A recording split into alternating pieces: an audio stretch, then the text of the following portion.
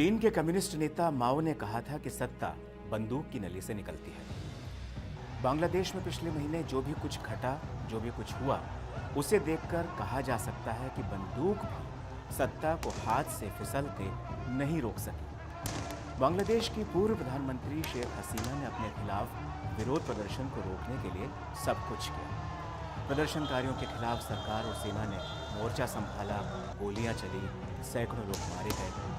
लेकिन उसके बाद गलियों से सड़कों पर निकली भीड़ ने चुनी हुई सरकार का तख्ता पलट कर रख दिया।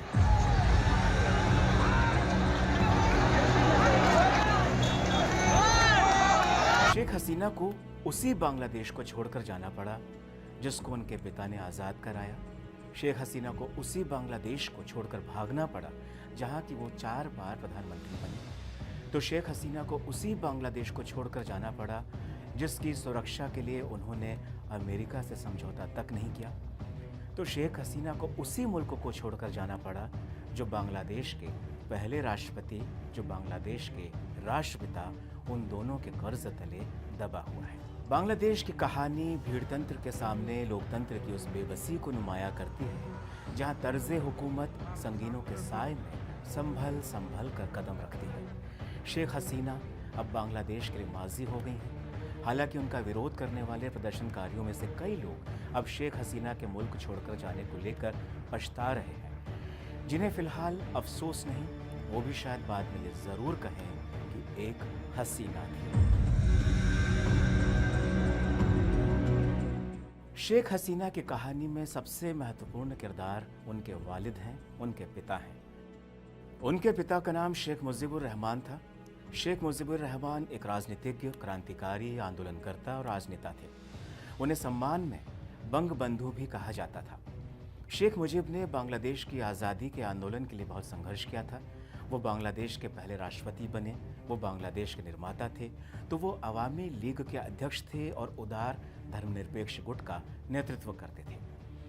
लेकिन उन्हें भी उस मुल्क से रुसवाई मिली जिसके नक्शे पर उन्होंने बांग्लादेश का नाम दिया था।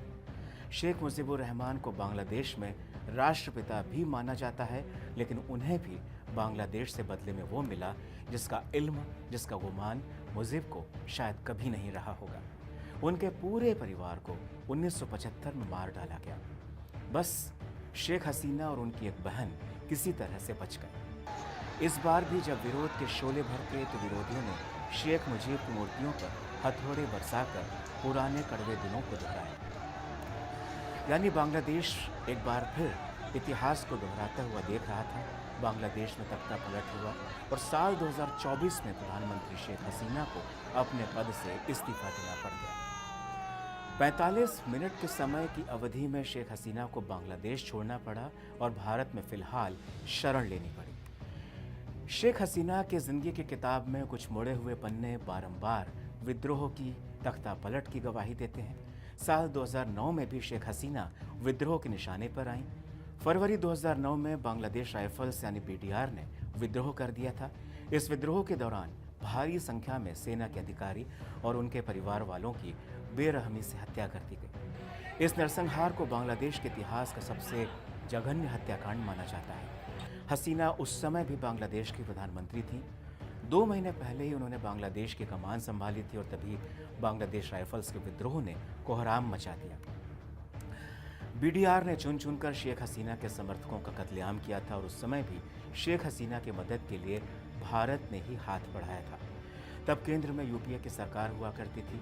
प्रणब मुखर्जी विदेश मंत्री होते थे। उन्होंने तुरंत ही उस वक्त अमेरिका, ब्रिटेन, जापान और चीन जैसे देशों को शेख हसीना के मामले में तैयार किया। भारत ने शेख हसीना की जान बचाने के लिए ढाका एयरपोर्ट पर भारत की पैराशूट रेजिमेंट की 6ठी बटालियन के पैराट्रूपर्स को तैयार कर दिया। बांग्लादेश में कई इलाकों में भारतीय सैनिक लैंडिंग के लिए तैयार थे। उन्हें सिर्फ फाइनल ऑर्डर की दरकार थी। ढाका एयरपोर्ट पर बांग्लादेशी पीएम शेख हसीना की सिक्योरिटी की जिम्मेदारी तब भारतीय सेना के जवानों के पास थी।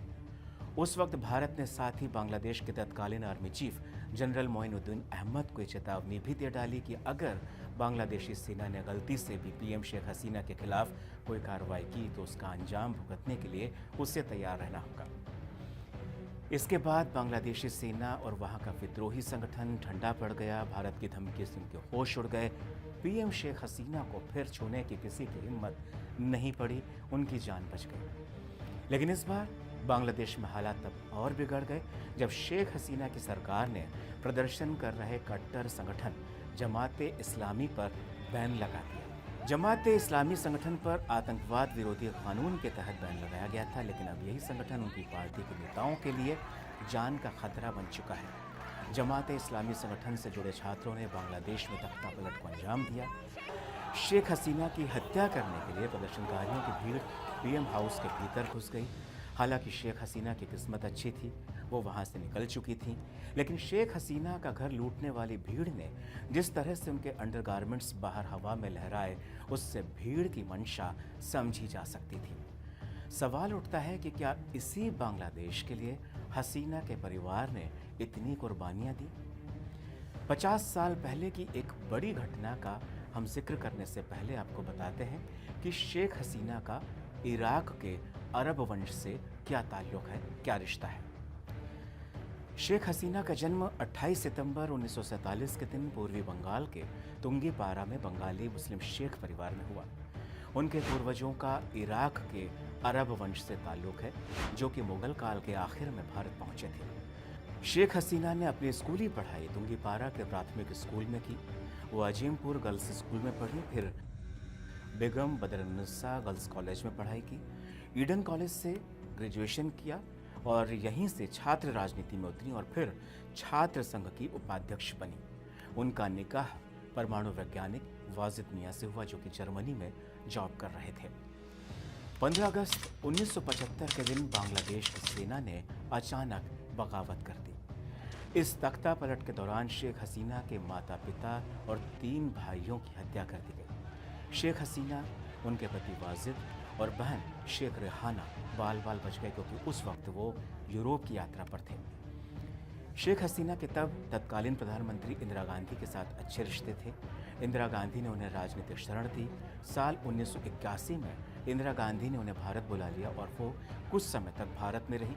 उसके बाद फिर बांग्लादेश में जब हालात सामान्य हुए तब वापस लौट गई। जब उन्होंने बांग्लादेश में परिवार की राजनीतिक विरासत संभाली तब उनकी उम्र महज 28 साल हुआ करती थी। साल 1986 से लेकर 1995 तक विपक्ष की लीडर रहीं।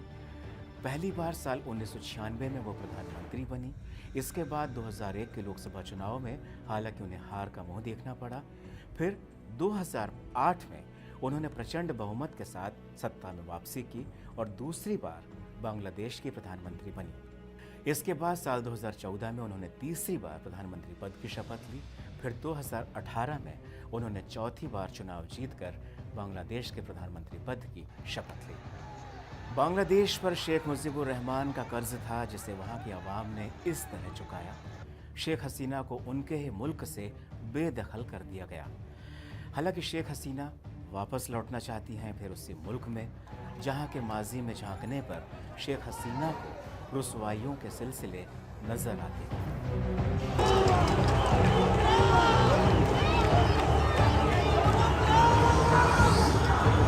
मार्बो 7 मिनट मार्बो